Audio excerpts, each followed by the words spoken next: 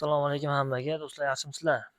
Bugun qisqacha bugunga chiqqan non-farm yangiligi haqida va bu bugungi juma kungi bo'ladigan CPI yangiligiga qanday ta'siri haqida ozgina gaplashamiz. Bugungi mana ko'rishimiz mumkin. Non-farm yangiligimiz mana 11 fevral kuni chiqdi. Biz soat bo'yicha 6:30 va kutilganiga nisbatan 2 barobar ko'p nimada chiqyapti. Ijobiy nimada chiqdi, natijada chiqdi. Sababi bu yerda ko'rishimiz mumkin.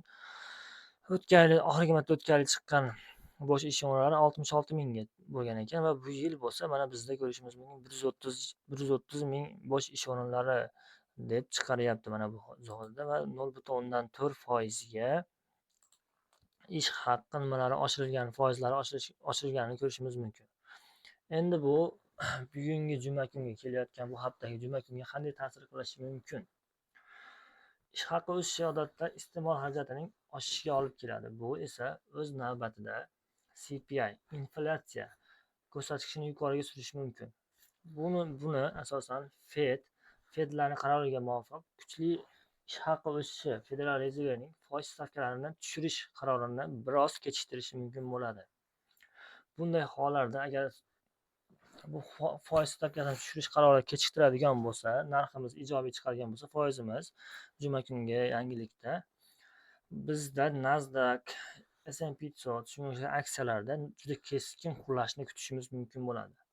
Hozirgi bu holatda bu yaxshigina shuni ko'rsatib kelyapti. Mana bugungi CPI, bugungi non-farm da ham xuddi shu holatni kuzatishimiz mumkin bo'ldi. Mana ko'rib turganimizdek bozorimiz yangilik chiqishida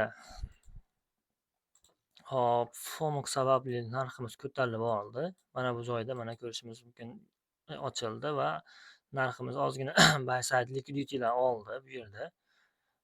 Уже nimalar sell trenddagilar shortchilar chiqarib oldi va undan keyin soat 9:30 da bo'lsa bozorimiz tushishni boshladi. Umumiy trendimiz mana hozir yana sell short bazasiga ketyapti mana. Ko'rishimiz mumkin. Xo'p, buni nima demoqchiman? Buni o'sishni sababi nima bo'ldi? Bu yerda o'tgan yilga nisbatan ozgina sakrash bo'ldi. Bu muvozanatga kelishi mumkin degan holat bo'ldi, lekin u uni tasdig'ini topmadi va trendimiz yana o'zini nimasiga tushishni boshladi, short trendga o'tishni davom etyapti mana hozir ham.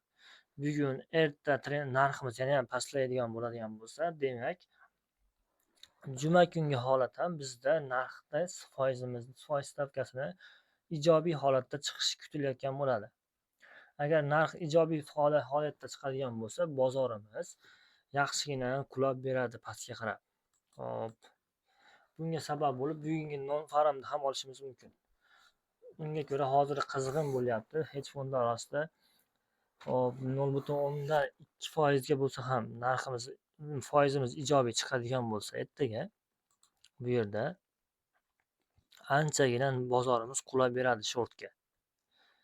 Endi men buni tekshirib chiqdim. Umumiy hollarda har yilgi baribir u davlatni qanday holatga bog'liqligini bilamiz, lekin umumiy bu holatda o'rtacha hisobda har yil yangi yil boshlangandan keyin Amerika CPI'lari baribir bunaqa non-farmlari bozorlari ijobiy holatda bo'ladi bir chorak 3 oy davomida.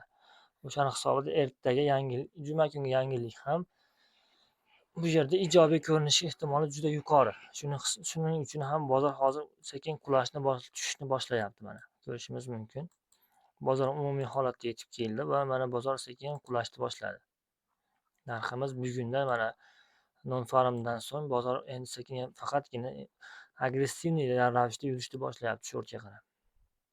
Yaxshigina. Bu bugun va erta davom etadigan bo'lsa, juma kungilik non-farmda ham kattagina qulash kutishimiz mumkin. Chunki har mana tekshirib analiz qilib chiqadigan bo'lsam, 10 yil davomida har yillik 3 oylik choraklikda ijobiy natija bilan CPI chiqqan.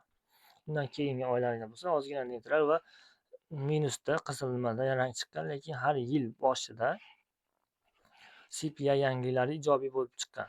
Eng kamida 0,2% yoki bo'lmasam o'rta holatda 0,4% da ijobiy holatda yangiliklarimiz chiqqan. Shuning uchun aytaman, agar ertangi juma kungi CPI'larda ishlamoqchi bo'lganlarga, agar yangilik chiqishidan oldin ko'proq urg'uni menimcha short trendga e'tiboringlar qaratganinglar ma'qul. Sababi ertaga Nasdaq paralarimiz bozor ochilgandan keyin sizlar buy stop, sell stop qo'yasizlar. Unday narsani qilgandan ko'ra sizlar uchun hop qisqacha qilib tushuntiradigan bo'lsak, deylik yangilik chiqishidan asosan futures futuresda savdo qiladigan treyderlar uchun aytyapman. Chunki bu forex nimalarda ishlatmayman, bilmayman. Ularda bunaqa marja anaqasi bo'ladi. Marjaga stop qo'yib qo'yadi. Futures bozorida unday narsa yo'q. Shuning uchun aytaman, agar ertaga CPI yangilik chiqishidan oldin ham umumiy kutilayotgan yangilik ijobiyligi uchun sizlar faqat buy stop, sell stop qo'ymasdan faqatgina agar yangilik chiqishidan oldin ishlaydigan bo'lsangiz, sell stopni o'zini qo'yib ishlanglar. Qanday bo'ladi? 1 minut qolganda, misol uchun, oxirgi minimumga 1 minutlik time frame olaraqada, mana bu 1 minutlik, to'g'rimi? Bizda oxirgi minimum mana bu zonada, mana shu zonada deylik olamiz va stop, sell stop ko'ryapsiz. Sell stop qo'yamiz. Va narximiz ochilishgandan keyin bu yerda o'zi avtomatik CPI yangiliklarda juda katta kuch bilan bir marta o'zi bir tarafga urganda 200-300 point emasda oralig'ida harakatlanib beradi. Bu degani 15 lot hozir ochib qo'ygan bo'lsam, bitta yurishida 3000, 4000 atrofida bemalol nima qilib foyda olib chiqishingiz mumkin bo'ladi. Albatta bunga tajriba kerak. Qanday ishlanadi? Asosan narx urgandan keyin bu gambling anaqasi, qimor savdosiga ham o'xshashib ketadi, lekin baribir no risk no story deydi-ku, shunga o'xshash. Endi oxirgi minimumga qo'yasizlar va stop loss biz tomonga narximiz urib ijobiy foiz stavkalari ochiladigan bo'lsa, bemalol sizlar bez ubitkaga qo'yib qo'yishingiz mumkin. Narx urdi, u ochilgan oxirgi marta urib turib katta volyum bilan pastga urgan narx zonasiga umuman qaytmaydi narx. Juda kam qaytadi. O'shaning uchun ham bemalol bez ubitkaga olib turib, uzoqroq 1 minutda o'zi 2 minutda o'zida emas, 10 minut, 15 minutlik nimasi ushlab turadigan, vaqt davomida ushlab turadigan bo'lsalar, urganga nisbatan yana 1-2 barobarga bemalol narximiz tushib beradi. Shuni hisobga olgan holat, shunday ishlaganlar yaxshi. Buy stop, sell stop qo'yishganida hojati yo'q. Sababi hop balkim narximiz o'sishda bo'lishi ham mumkin, lekin katta ehtimol bilan narx ijobiy holatda kutyapman o'zim ishlash holatini sizlarga tushuntirib o'tyapman. Shuning uchun faqatgina bir tomonda o'ziga anaqa fokus qaratganlar yaxshi. Sellmi? Sellga sell stop qo'yish kerak. Chunki ikki tomonga ham buy sell stop qo'yadigan bo'lsanglar, narxlar bir tomonda olib turib, sizlarni ziyonga olib kirib ketib, ikkinchi tomonda yurib borishi mumkin. Shuni hisobiga aytyapman. Asosan CPIda unday o'rtada anaqa nima bo'lmaydi. Jinni ketdi bo'lib anaqa range holat bo'lmaydi, bitta tomonga uradi.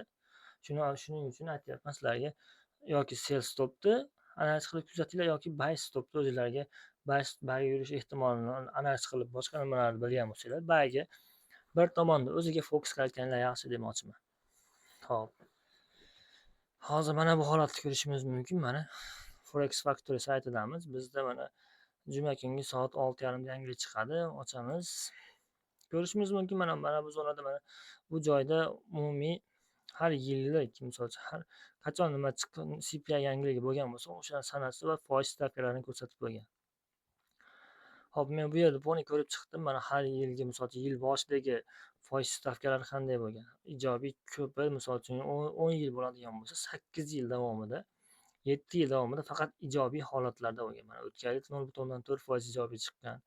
Shuni hisobga olgan holda va shunga nima qilib tayangan bugungi non-farmdagi yangiliklarga tayangan holda men juma kungi bozorda shortni kutyapman. Kattagina shortga oqishini kutyapman. Nasdaq,